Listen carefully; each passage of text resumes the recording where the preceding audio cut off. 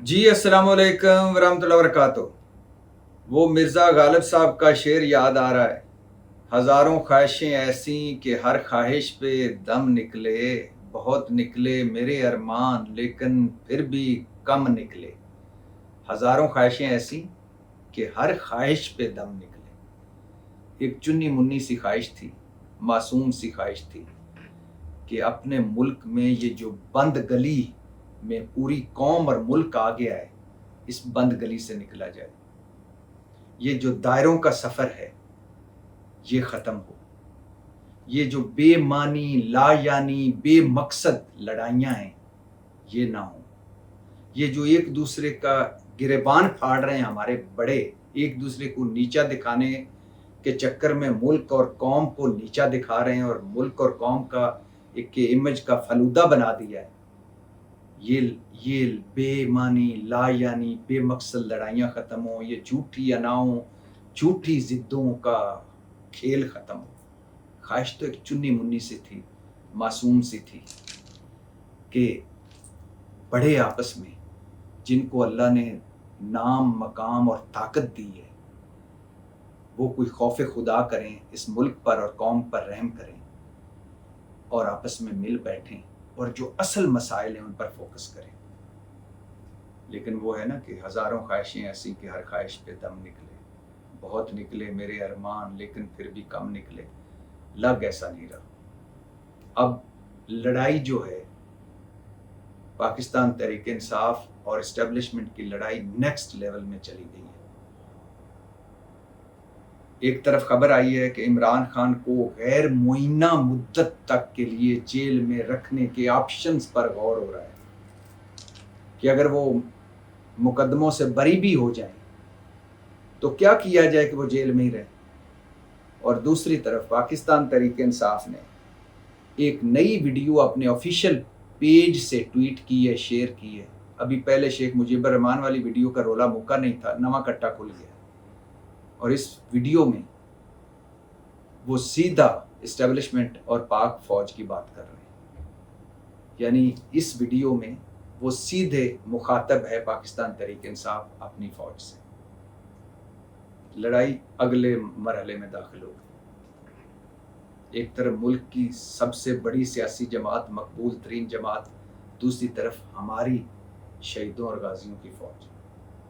क्या है ये जो इमरान खान को जो खबर आई है उसमें क्या है कि कैसे गैर मुइन्ना मुद्दत तक के लिए जेल में रखा जाए, और दूसरी तरफ इस वीडियो में क्या कुछ है, इस पर बात करते हैं। लेकिन उससे पहले दिल को ठंड डालने वाली चंद छोटी छोटी खबरें सुन लीजिए और देखिए कि एक तरफ ये लड़ाइयाँ जा रही हैं और दूसरी तरफ क्या हो रहा है।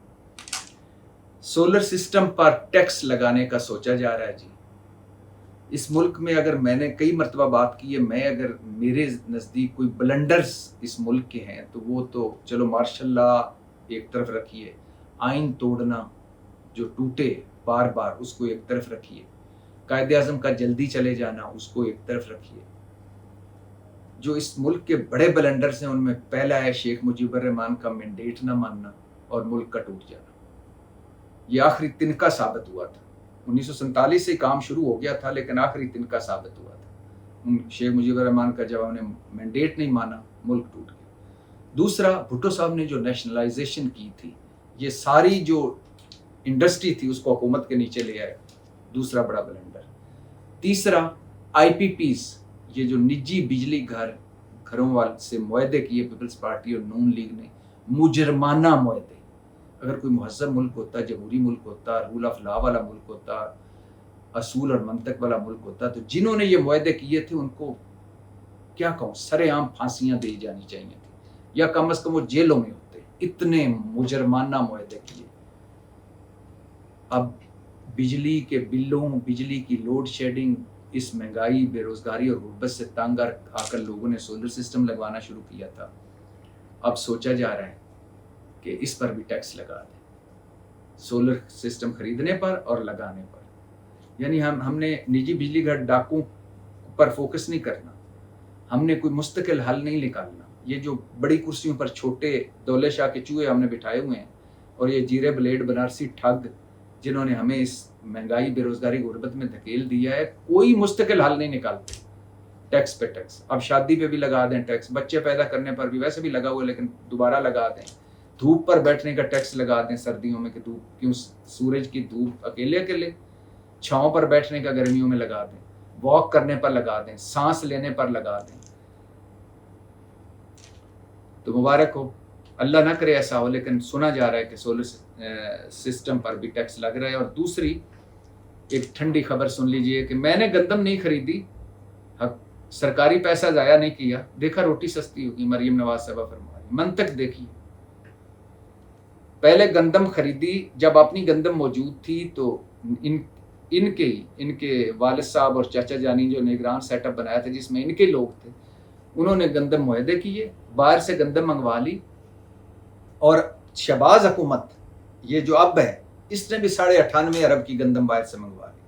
اور جب پھر تحقیق کا وقت آیا کہ یہ جرم کس نے کیا کہ اپنی گندم موجود ہے, پرانی گندم موجود ہے, نئی گندم آنے والی مارکیٹ میں, اور آپ نے باہر سے خرید لی, باہر کے کسانوں کو ڈالر دے دیے, تو اس وقت چند افسروں کو جو اس دھندے میں تھے ہی نہیں ان کو معطل کر کے مٹی پا کے آگے بڑھ گئے. کیوں؟ نگرانوں کے خلاف کارروائی نہیں کر سکتے تھے. وجہ کہ انوار اللہ کاکڑ نے کہا تھا اگر مجھے گندم چور کہا تو فارم 47 کی حقیقت کھول دوں گا. ڈر گئے, پیچھے ہٹ گئے. اور شہباز حکومت میں جو 98.5 ارب کی گندم باہر سے منگوائی گئی اس میں اب شہباز شریف خود کو تو سزا نہیں دے سکتے تھے, لہٰذا مٹی پاؤ. اب منطق یہ ہے کہ دیکھا میں نے گندم نہیں خریدی کسانوں کے گھروں میں موت کا سکون دے دیا, سوگ ڈال دیا, ماتم ڈال دیا, زراعت کا جنازہ پڑھا دیا, کسانوں کو رول دیا, روٹی سستی ہو گئی. اب اگلی مرتبہ مریم نواز صاحبہ جب ہمارے کسان گندم نہیں لگائیں گے نا تو پھر گندم ہوگی کم, تو پھر دیکھیں گے روٹی کہاں تک جاتی. منطق دیکھیے. اگلا آ جائیے, وزیر اعلیٰ خیبر پختونخوا علی امین گنڈا پور روز ایک نئی شرلی چھوڑتے ہیں. آج وہ فرما رہے تھے کہ ذرا بلاول بھٹو سے پوچھیں آکسفورڈ کے جو داخلہ فارم ہے اس پہ کیا لکھا تھا, ہی یا شی. آپ اندازہ کریں یہ وزیر اعلیٰ خیبر پختونخوا کی زبان ہے. گورنر کو فیصل کریم کنڈی کو لانتی کہہ رہے تھے. آپ اندازہ کریں. بھائی علی امین گنڈا پور صاحب, آپ وفاق سے ضرور لڑیں کہ ہمارے واجبات دو, ہمارا حق دو. آپ اپنے سیاسی مخالفین سے ضرور لڑیں کہ آپ ہمیں مرت دیوار سے لگاؤ. آپ جھوٹے مقدمے ختم کریں, من گھڑت مقدمے ختم کریں. آپ اپنے صوبے کی گورننس اور پرفارمنس بہتر کرنے کے لیے لڑائیاں لڑیں. آپ پاکستان تحریک انصاف کا جو ایک منشور ہے, بیانیہ ہے, اس پر کام کریں. لیکن کوئی زبان بھی ہوتی ہے. کون ہی ہے, کون شی ہے, کون لانتی ہے, کون نہیں لانتی. پہلے اس ملک میں لڑائیاں کام ہیں گے. اگلی سن لیجئے. انصار برنی صاحب ہمارے ایک سماجی شخصیت تھے, ان کے بھائی سارم برنی ایئرپورٹ سے گرفتار ہو گئے, کراچی ایئرپورٹ سے. اور گرفتاری کی وجہ پتہ کیا ہے؟ بچوں کی انسانی اسمگلنگ. امریکہ نے شکایت لگائی اور ایف آئی اے کے مطابق امریکہ نے تو 20-25 بچوں کی انسانی اسمگلنگ کی شکایت لگائی ہے, لیکن ایف آئی اے کے مطابق 15-16 بچوں کی شواہد مل گئے. آپ اندازہ کریں. پہلے ہی ہماری باہر کی دنیا میں ہماری چتر چلاکیوں, جھوٹوں, 2 نمبریوں اور شارٹ کٹوں کی داستانیں بکھری پڑی ہیں, اور کہیں بھی ہماری کوئی عزت نہیں, سوائے تھوڑی سی اگر رہ گئی ہے تو چین اور ترکی میں. باقی ہر جگہ ہم ذلیل و رسوا ہو رہے ہیں. جب بھی پاکستانی کا نام آتا ہے سارے محتاط ہو جاتے ہیں. اب رہی صحیح کسر یہ بھی ہے, اب ویزے, پہلی دنیا ہم پر ویزے بند کر کے بیٹھی ہے. اب یہ جو یہ لوگ اس سطح پر لوگ اگر اس طرح کی باتیں کریں گے, اس طرح کی حرکتیں کریں گے تو یہ ہو جائے, تو کیا پھر آپ سوچئے آگے ہمارا حال ہوگا. اور ہمارے ملک کے امیج کا پہلے ہی فلودہ بن چکا ہے. اگلی سن لیجیے. شیخ مجیب الرحمان والی ویڈیو پر رؤوف حسن اور بیرسٹر گور ایف آئی اے کی 1 گھنٹے کی انکوائری بھگت چکے ہیں. آج انکوائری ہوئی تھی اور وہ انکوائری میں شامل ہوئے. پوچھا گیا کہ ویڈیو لگائی کس نے, بنائی کس نے, اور کون کون شامل تھا, اور اب تک ڈیلیٹ کیوں نہیں کی. اور عمر ایوب ابھی تک نہیں پیش ہوئے, ان کو بھی ایف آئی اے نے بلایا ہوا تھا. اور یہی تینوں, مطلب بیرسٹر گور, رؤوف حسن اور عمر ایوب اسلام آباد ہائی کورٹ بھی پہنچے تھے. محسن اختر کیانی صاحب نے ان کی درخواست سنی تھی, اور ان کو ڈر تھا کہ ایف آئی اے والے کہیں گرفتار نہ کر لیں ان کو, تو لہٰذا اسلام آباد ہائی کورٹ نے ایف آئی اے کو حکم دیا کہ کارروائی نہ کرے, کوئی کارروائی نہ کریں 25 جون تک, اور ہراساں نہ کریں 25 جون تک, انکوائری میں شامل ہوں. اور یہ انکوائری میں شامل ہوئے، گرفتاری سے بہرحال بچے ہوئے ہیں یہ شیخ مجیب الرحمان والی ویڈیو پہ۔ اور اب ایک اور بھی واپس موضوعات پہ آنے سے پہلے ایک اور چھوٹی سی مزیدار خبر جو کل بھی سنائی تھی اور اس پہ بات مکمل نہیں کی تھی۔ بہروز سبزواری جو ہمارے فلم اور ٹی وی کے مشہور ایکٹر ہیں، انہوں نے ایک پوڈ کاسٹ میں انٹرویو دیتے ہوئے کہا تھا کہ عمران قیدی نمبر 804 سچا ہے، جیتے گا ہر فیلڈ میں، اور میں اس کے ساتھ میں نے شوکت خانہ میں 24 سال کام کیا ہے، اس جیسا انسان کوئی نہیں ہے۔ اور پھر انہوں نے کہا کہ جو اس پہ دوسرا الزام ہے کہ وہ نشہ کرتا ہے، کوکین لیتا ہے، تو یہ جھوٹ ہے۔